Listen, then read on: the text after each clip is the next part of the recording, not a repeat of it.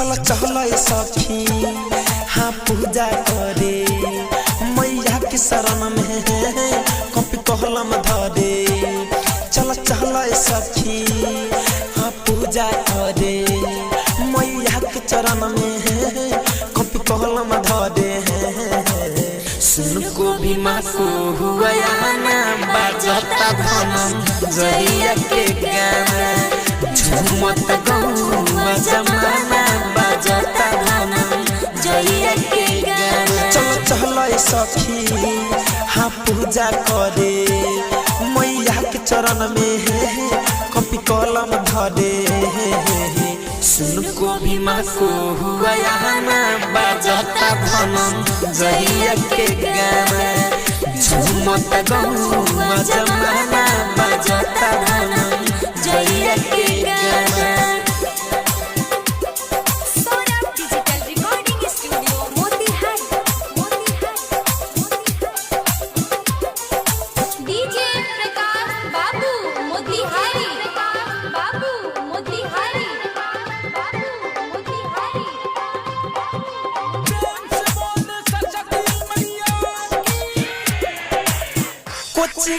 कोचिंगे आसन बल्ला गल सहारी सारी रात बहुत बजा गल कोचिंगे आसन बल्ला गल सहारी सारी रात बहुत बजा गल। कहर जोनिया आज सखी माना बाजता धनम जहिया के गाना झूमत गौवा जमाना बाजता धनम जहिया के गाना।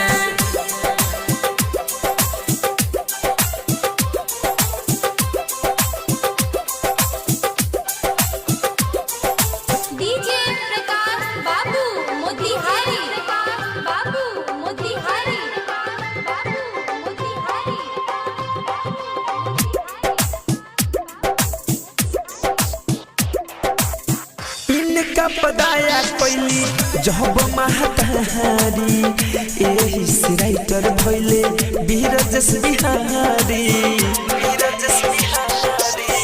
इनका पदाया कोइली जब महतारी एही से राइटर भइले बीरजस Bihari.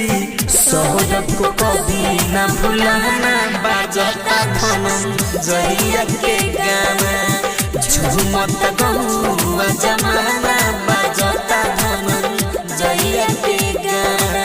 Saurabh digital recording studio Motihari.